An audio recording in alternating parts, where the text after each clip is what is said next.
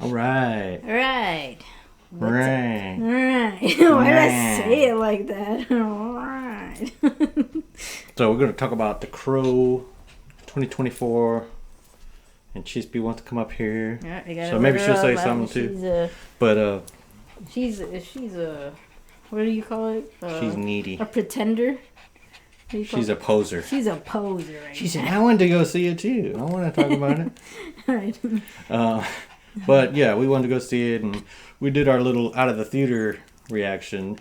Basically, sum up what we said there. We said it wasn't that bad because there's a lot of people that acting like it's horrible, and so now we want to go into a full spoiler territory. Spoilers ahead. So now the gloves are off. Yep. And we could talk about things that maybe we didn't like, things that we liked in more detail. The Surrealist McCoy. So maybe I'll pass it off to you. What are some stuff that maybe you took issue with? Took issue. Oh, okay. So, well, yeah, we'll start off with, how they say, like, let's rip the Band-Aid off or something like that. Yeah, we'll go with the negatives. Yeah. Well, and I don't want to be too crazy negative, right? Because, like, this is, my mindset going into it was I was gonna try to see it with a fresh mind as if I never saw the previews and, didn't even check out any internet talk or whatever. So, but there were a little bit of issues I took with it, and it had to do a little bit with the chemistry between the main actors, Bill Skarsgård and F.K. Twigs. They did a good job. Like, I love Bill Skarsgård's work. I think he's an amazing actor, and I haven't really seen F.K. Twigs stuff outside of this. Maybe I don't know if this is her first acting gig, but because yeah. What does she do? She's a singer. She's a singer, musician. But I don't know if I was digging the chemistry, and then that kind of goes along with like my thoughts on the story and like it intertwining or whatever. So those are the chemistry, and also I think that they could have done a little more with, like, story-wise. Like, there were too many characters that were supposed to be, like, we meet the big boss lady and then the other big boss dude or whatever. And, of course, they always have their goons and stuff like that. But I think that I feel like it would have been better off with just maybe one. Like, right. Focus on a big bad. Yeah, because the guy that does the big bad, he's from 30 Days a Night, and I was pretending like, he's the same guy, kind of like, because he does similar, his eyes go like black, and it's like kind of reminded me of what he did in 30 Days a Night, and then he's the bad guy in Wonder Woman, and I think he's good. I forgot about that. Yeah, and so like his part was good, but I was telling her, I was like, it feels like he just came in and shot some scenes and wasn't really, because there's like a big opera scene where they like, it's just so much violent fight scenes and all this crazy stuff going on, and it's like I couldn't even remember if he was in that scene, and then it's like his scene is like after that, and so it's like I wish he would have been in that big opera scene, Yeah. And yeah, like you're saying, it's like there's this other lady. And she was like almost the final boss, but not quite. But then it wasn't. Yeah, it was like did she really need to be in there? Yeah. Because it's like it'd be cool to learn more about him. Yeah. If he's like stealing soul, if he's like kind of Shang Tsung type of guy. Mm-hmm. Yeah. It's like I want to learn more about that guy. Yeah, it kind of left me, wanting to know a little bit more about that guy. I know that somewhere in the movie he mentions that he's been alive, or he's like witnessed life for like centuries, and I'm like, oh, centuries, not decades. Okay, this guy's been around for like, he's been around the block. No, I'm just kidding. No. So he's I kind of wanted to see like little tidbits of like, well, how long, it left me intrigued, but it never, that's one of my little Would have been cool, but it wasn't, shot or whatever. So it's whatever. Yeah, and it's like the casting was good sometimes, but other times not. And like he was good. I thought the Bill Skarsgård is good. As like he's not the reason that this gets points taken off. His part of it was good. I think. Yeah. I didn't like all his tattoos. Like there's like he has some cool ones, and then he'd have like little ones that are like not as cool. And I'm like, why did they decide? I don't know. It's just like he had like a whole ass like thing of lyrics on his back or something like that. So I don't know. It's kind of like the Jared Leto Joker, where like he had like the ha ha ha like going up his whole.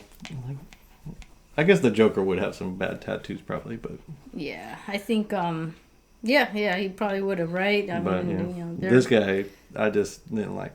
I don't know, but I think that there's a lot of people that probably didn't give this a chance because of the aesthetic of like he's got like that weird like mullet, and he looks like an emo rapper, like he looks like Post Malone, right, kind of guy or something. And I think maybe some people would just see that and just go, that sucks. Yeah, like, I don't even want to watch it. But obviously I don't think we care about that. I don't really. Well, I mean, my thing is or me, disclaimer. Yeah. Like I did read some of the comic book. I'm like halfway through the graphic novel. So as far as like looks, Bill Skarsgård really does look like the character. He's got the hair. I mean, and this is mind you, like this kind of like takes in the comic book. It looks like it takes place in the 80s and stuff like that. So they did have that hair back then. It's just that like that hairstyle is making a resurgence now. You know, right. That's what I'm saying. Yeah, exactly. So his, he's got this style, and if you look at the comics, the character, he's like Eric Draven. He's very lanky and very skinny, but he's very like fit. He's very like, like athletic. So he really did fit that look. So yeah, the casting was great with that. But I'll just go back to the whole like casting. I didn't really agree with the casting because, I like FK Twigs and I like her, some of her music. I wouldn't say I'm a biggest fan, but I think that, they could have cast a more stronger lead, like somebody with like maybe Lupita Nyong'o's range. It was like, I feel like maybe that could have, and maybe it's also the story because I felt like they could have, this film felt a little more like they were trying to go towards it felt more lusty than love to me. Okay. Yeah, and I felt like, from the marketing, it's trying to be like a love story, and my thing was like, I didn't come out of it like being like, oh, this couple's like Morticia and like Gomez, or like other couples I've seen that you're fighting for their love or whatever. Or even like recently, like the Batman, where they had Robert Pattinson and Zoe Kravitz, and their relationship wasn't as deep as this was supposed to be. Like they're more like, ooh, Batman, Catwoman, whatever. Like, it's not like they were in love, but it just felt more chemistry or whatever. It's the chemistry. Yeah, I mean, I kind of agree with that too. But it's like her, and then the other one that I didn't think was great was the Purgatory guy. Oh yeah. That like kind of gives the rundown on you're the Crow now. This is what's gonna happen. Right. But that guy, I don't know, just feels like it wasn't bad. It's just no, it wasn't bad. He wasn't really like bringing it to me. So. Yeah, it needed a little, and I mean like maybe that's the writing too or something. Something in it was just missing. So that's just me. But it wasn't like spoiled. You know what I mean? It's just getting points to take off. You know what I mean? Like it's like it wasn't like, oh man, this sucks. Like, yikes! It's just we're just saying these are things that like slowly kind of. Yeah. I mean, but and there's like little cringe little parts or whatever. Yeah. But those aren't enough for me to be like, oh, I hate this movie. No, and it is one of those stories that start off slow. And sometimes, you know, you hear complaints about people being like, oh, it's too slow and stuff. But really, I do appreciate some of the slowness because of it, you know, especially with love stories. You want to get to know the characters and who they are, what they're about, and why should I care about them. So they started off slow, kind of like teaching us about like, oh, like, you know, now they love each other, and, you know, this is how they met, and, you know, this is how they're growing together, you know, with their love and stuff. So I do appreciate they try to put that there. Yeah, I thought that part was actually good. I mean, it's like the beginning of the movie, and they meet in like a mental asylum. I was saying it's like a Squid Game place or something because they all had like, it's like a comic book type of not realistic place, you know what I mean? It's like they all had like the same outfits on, and then they had like the armed guards, and you know, if you the guys and the girls can't talk at the same. I guess, I mean, I shouldn't say that. I mean, I'm not too knowledgeable about those Mental types of places, so I don't, maybe that is a thing, but I don't know. But like, more so the aesthetic of it was just crazy. It was like, it felt like they're like trapped in this evil place, you know, and so they were finally able to escape together, and they're like having all these parties and all this fun time, and so I did feel like, you know, they finally found somebody, you know, they're obviously in this place or rehab, and for not because their life was going great, you know, and so then they find each other, and they got in trouble, and then they get out. Yeah, so by the time they like die, you know, it's like it did suck. It was like, dang, you know, they both finally are happy or whatever. But yeah, I mean, and that goes into another thing. Is like that was a very brutal scene, you know. That was actually really wild. You know, and as you know, like I said, I try to go into it without like thoughts or whatever, but you can't help, like, if you saw the first Crow, you can't help but to do little comparisons and stuff like that.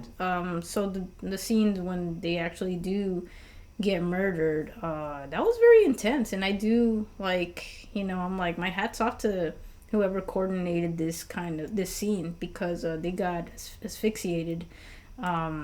Both of them did, and it seems like a really tough, dangerous scene to do, you know.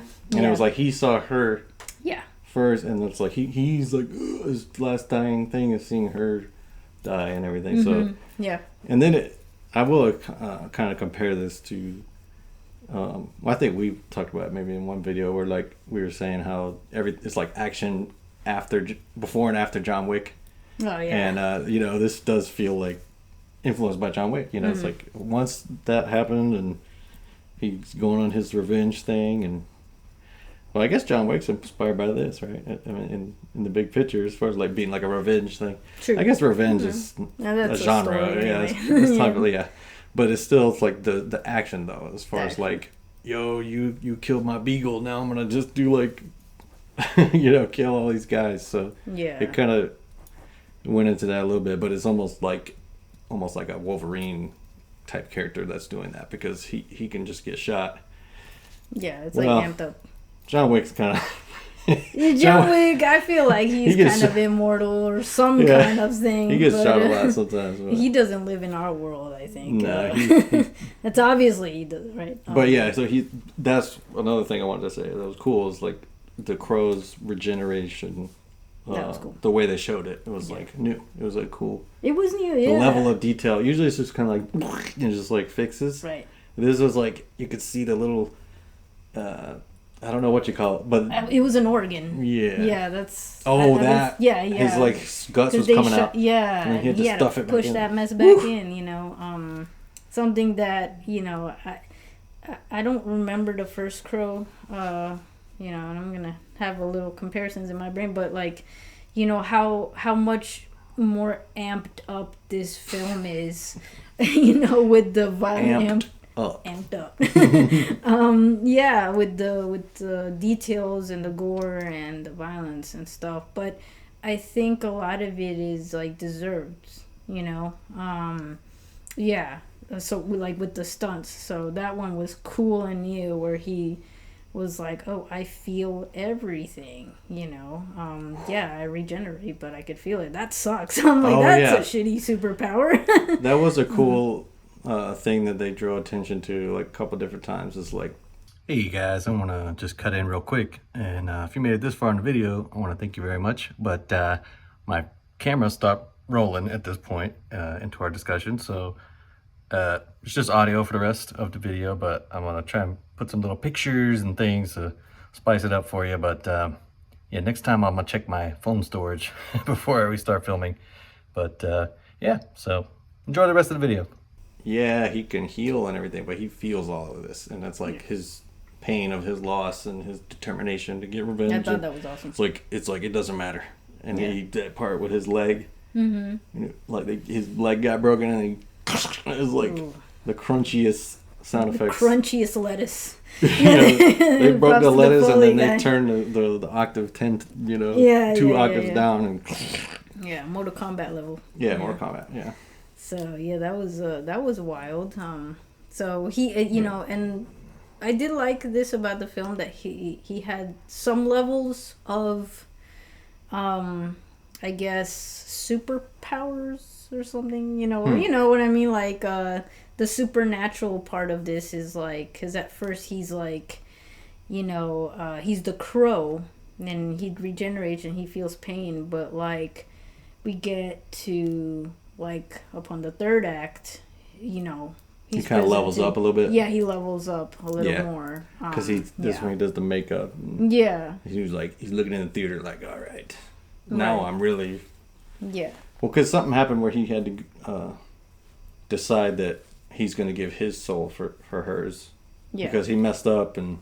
Well, he had doubts about sort of doubts about his love for her. So essentially, like, his superpowers only are only as powerful as his pure love is. So as long as he's like deep in love and pure, he will be able to regenerate as he goes. But once he starts doubting that, he's like weakened, I guess. And that's another thing I was negative about this is I think they did the whole tell don't show thing a little. It's just sometimes they would tell you something, and then you see that thing later that they had, foreshadowing, and then that thing would happen, and then you're going, oh yeah, that's that, and then right after they'd be like, yeah, remember that thing? This is that, like, okay, I get it, like, and that was one of those things I think, because it was like his love had faltered, because he had doubts because he had seen her do like an evil thing, and this is and then it's like, okay, he told him that was gonna happen, and then it happened, and then right after the guy was like, hey, your love isn't pure, and it's like, it's probably to remind there's a few different things. There's a few different things like that where they kind of hit you over the head with it, and but that's like what started this whole fiasco, right? Like, it essentially, like, with Shelley, his love interest, his partner, essentially she's like in the middle of this whole, like, this guy who's able to survive centuries or whatever. He has some weird evil superpower where he could whisper into people's ear, and he tells them to, like, kill themselves or do something bad, which is crazy. And she's like been in that rich people's lives, and he's like super rich, and so she's been able to see, like, these crappy things that he's been doing, and they video record it, and once they get video and her friend shares it, like, basically they're in deep crap because it's gonna leak out, and they find out, and so, like, the hits on her head or whatever. So yeah, because he goes, like, in people's ear, and he goes like blah, blah, blah, blah. Yeah, he's like goes weird and whispers something, and then they do stuff that they already, it's like they already have that in them, right? But then he brings up, it's like the Joker thing. Yeah, so it's like he's like he's like, I don't do anything that's not already there or something like that. But what do you think about that when he would do the thing? I thought it was kind of funny. Like, yeah, because he was like, like going in there being like, wishy-washy, wishy-washy, wishy-washy. It's like, what? And then they were just like, yeah. He's like starts doing like jazz. He said ba with the ba. No, I'm just kidding. I'm gonna make that later. No, but like he's like, then the people will get the spell inside of their head, and they just go nuts, and so he has that superpower, and like the video happens, and they're after the people who spread the video, because then the video hasn't come out yet. It hasn't come out, but they're after the people who filmed it, and if this gets all out everywhere, his secret's gonna be found out, that he's a rich person who's basically like Dorian Gray, or some crap, like a supernatural stuff. But yeah, and that's what kind of gets Shelley into trouble and stuff, and so she ends up running away, and not running away, because she ends up in the asylum, or do they call it asylums now? I don't know what it was. Facility. Maybe, I feel like was it rehab? Rehabilitation, yeah. Because she had drugs. Right. So maybe I don't know. Yeah, she got caught, but that was her intention, to get caught. Otherwise, she was gonna get killed. Because the people were, because they put the hit on them. Yeah, and there's some stuff that didn't make sense about this. Yeah. Like, these people that had the video, and they're getting hunted down, and then the one dude, Dom, that's like, he's like barely a character, but he's going to her, and they're both in the club dancing and stuff, and he's like, Shelly, we gotta get out of town. They're gonna kill us. Da-da-da. And then, like, later on, he's still in town. Somehow he survived. Yeah, I'm like, why are you still in town? Why are you still here? Get out. And then then the crow dude, or, he's like, they're going to be behind me. There's just certain stuff that brings it points down over, like, when it's, like, a lot of them. Like, they're, like, having this crazy gunfight in this, like, theater. And the people watching the opera thing, they don't hear anything. Right, yeah. I'm like, I wish are so all of a sudden super, super, super loud. Like, yeah, like it would be loud, but like can hear gunshots. We've been to the symphony, and it's like I feel like you'd hear like the like, and they're shooting a lot. Yeah, so I'm like, dude, a lot, like John Wick a lot. But I thought too it'd be cool if like it had gone with the music, and they had shown like, okay, they're hitting the timpani, dum dum, and then it was like, and then you like.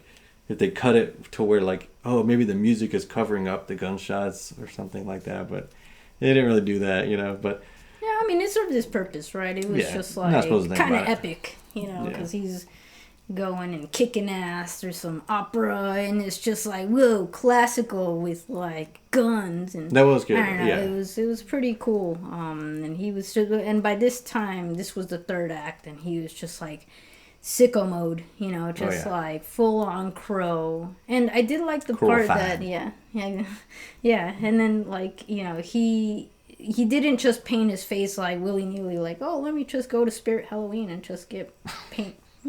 He like it was from like a certain the tattoo place. It was a friend's place, and it like had another meaning behind that, so he just ended up just using the tattoo ink to just like do his makeup, because he was already like a type of dude that would just do his eyeliner too. Oh yeah, the whole time, but he just said, I'm gonna go extra, and then it's gonna make me tougher. It's gonna make go Super Saiyan crow. She has something to say. She said, that's it. She said, okay, that's it. That's what I thought about the movie. Not just kidding. But yeah, I mean, there's a lot of little things and that take points off, but then there's a lot of things that give it points. Right, off to the good parts. Because it's kind of, well, we've talked about a lot of the good parts. That's true. What else you got? Really. What else you got? What else I got? More just that it wasn't actual total crap. Like a lot of. Wasn't. No, it wasn't. Like, like I said, I try to go into it without preconceived notions of, like, what everybody was saying. And that's why, because I had read, certain online magazines, like, just off my timeline really fast, because I was avoiding them. Yeah. Just like, I try not to read it, but you can't. If you're online, sometimes you can't help it. If you're online and you're looking at movie stuff or comic book stuff or whatever, like, you're gonna see it. Yeah. So I try to do the same thing and just scroll by it, and it's just there's like a lot of negativity. So a lot of negativity. you know. And I'm kind of contrary. I'm like, I'm gonna go in and I'm gonna find something to like about it. And it wasn't really even that hard to do that though. No, it it's wasn't. like it was a lot of cool action and stuff. So yeah, there's a lot of other films that have come out this year that I've tried to even see through streaming. That I was just like, I can't go past 20 minutes. Sorry, Right. like I just tried, you know. And this wasn't it. You well, know? it's like it wasn't better than Morbius No. or Madame Web or Right. like we walked out of Venom 2 in the theater. Well, I mean not because and it wasn't necessarily because it was so bad. It was like I had a headache and stuff, but. If it's a really good movie, I'll take the headache Yeah, and stay in the because we Yeah. paid money to go to the movies. Right. So Venom 2 being like not that great. I mean, I kind of like this more than those. I mean, I like it better than we didn't finish Madame Web either, you know. Mm-hmm. Yeah. So yeah, I No, mean, this had its moments, you know, like we said, like specific moments where, you know, some doubts are answered. They do. Sometimes they did spell some of the movie out for you, but you know, I think it could have been worse. Some, you know, like they could have not answered many questions, which they like there were a couple, right? That, you know, they had like a character introduced. Yeah, the piano player. And yeah, what was this about? This was like, why was that even in there? Yeah, because it didn't lead to anything. Yeah. I understood why they had her in there, you know, because to me she signified like somebody else knew that he may corrupt, you know, some young woman who's aspiring piano player that maybe wants to be famous and, you know, have that type of life. I mean, she didn't seem like an ambitious, you know, type of wild card, but she, you know, they just implied that she's a young woman that's starting out her career, and this guy is not a good guy. You know? It's like it's like, you know, he's gonna end up whispering the creepy thing in her ear, and then she's gonna making her do crap. Yeah. She's gonna stab somebody just like the other girl that played piano. And so is that his thing? Is he he's just into all these ladies that play piano or something? I don't know, but it really didn't like go anywhere. And like, why is she? And it felt like it was going. It felt like she was important. She kind of looked at him, and then he made this lady jump out of a window. He made Shelley's mom jump out of the window, and he just keep walking like he just knew it was gonna happen. And then he gets in the car with that piano girl. Yeah. And she's just like, what the? And he's acting like nothing's wrong. He smiles at her. But that's the extent of her storyline. Yeah. It's like we didn't see her. It's like, what? Yeah. It's just for her to get surprised.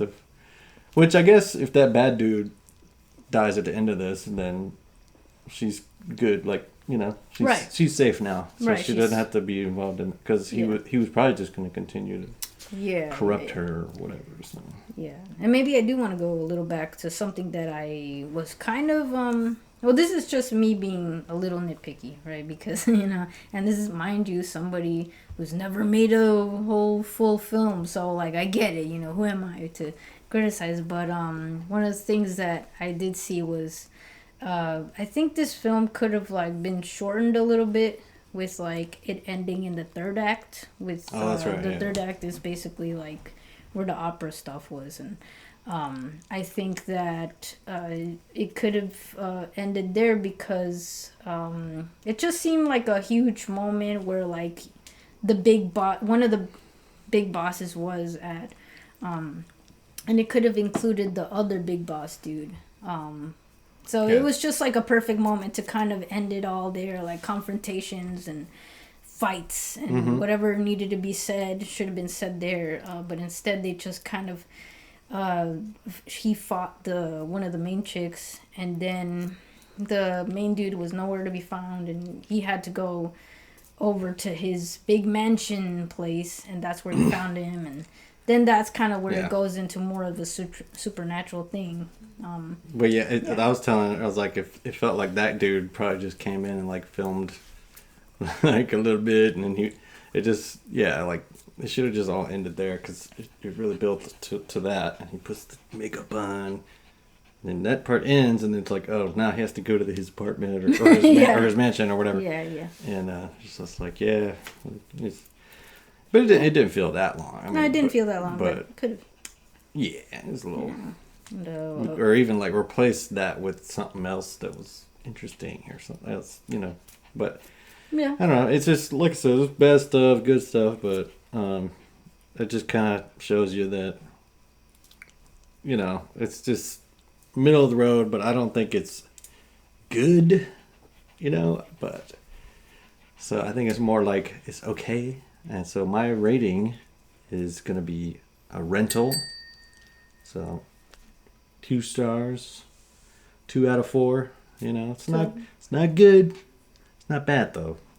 So because I don't really know if I would rewatch it. I mean, unless I was just, it's one of those ones where like if I rewatch it, it's probably got to be years from now, because I just it's alright. Okay. So, but it's not as bad as everybody's saying. I mean, come on. I remember when we left the theater on like Thor: Love and Thunder, when they wasted Christian Bale, and we were mad. You know what I mean? So it wasn't like that. It was like those are the type of things where I'm like, dude, this movie sucks. Like, or it like offends you. Yeah. This wasn't like that.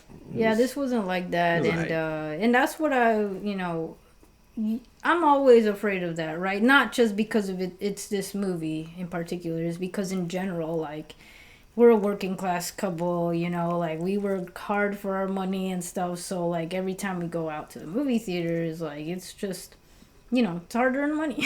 So like every time I'm thinking and I'm hoping that this is it's worth my time. But I don't, like, my rating is a rental. I actually would watch this again if it were to come up on Netflix Streaming. Or something like that. Right, streaming, rental. Yeah. I actually, I think one of the last movies I saw in the movie theater, I was, just like, well, I don't know if I would watch it. It's like as soon as like a year from now, but I think I would watch this again.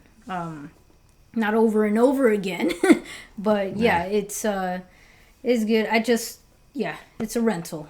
I think like it lost points with the casting, just some of the stuff in the story or whatever, some artistic visions like of mine that I would have done differently, which is like, for example, the crows talking too loud, like, but you could actually hear them, like people, the actual crows, because they're like whispering. Things. Which is like cool. Like, I think that's cool, like, and very comic book like, but I think I would have maybe changed and warped their voices a little more to kind of make them sound like crows, and maybe make it a little hard for raspy, or make it hard for the audience to even just kind of only faintly hear what they're saying. Lord of the Rings, how like the ring talks. Oh yeah, but you can't. Like that. But it's like what? Because it goes like. Right. Yeah. This one, it was very it felt very voiceovery. I don't know, like, that's just a made up word here right now, but it felt a lot like that, and it kind of took away from the moment that they were trying to do. So I don't know. That's just my little, again, with the little not pet peeves, but nitpicky things. But it's it's whatever. I just remember too, like I just kind of just say this is not a remake. I hate this whole thing of like that people talk about the Brandon Lee movie as if it's just a movie, but that's also an adaptation. This is another adaptation of a comic book, and if you know anything about the comic book, if you've seen the artwork and everything, I just don't know how you're gonna be like, this is a remake of a movie. Yeah, you know what I mean? That's wild. I think it is worth people, if you do just think that's a movie and it's not based on anything, just look up the comic book and look up the story behind the creation of the comic book, because that's like a whole movie in itself. That's a whole nother time. That's a whole thing in itself, and it's a really fascinating story about how that came about, and just when you look at the comic, and it's got all different kinds of art styles, and it's like, it's crazy. And so that's when I'm like, when people make, and it's very sad that Brandon Lee died and everything, but I just think some people, they just act like that's it, and then they're like, no one else can be it, no one else can be the Crow, and it's like the this is not a remake. This is just another make. Adaptation. Yeah. It's just a make of Yeah. the other thing. It's like maybe it's not the same thing, but it kind of reminds me of like Walking Dead or like because the Walking Dead show is like based on certain arcs from the comics and stuff, and it's like some people talk as if it's just a TV show. You know? Yeah. Or it's just like they don't understand that it's like no, like the Well, that's the majority. Whisperers and all the Yeah. Saviors and Negan and all these things. Those are comic book characters. They're canon.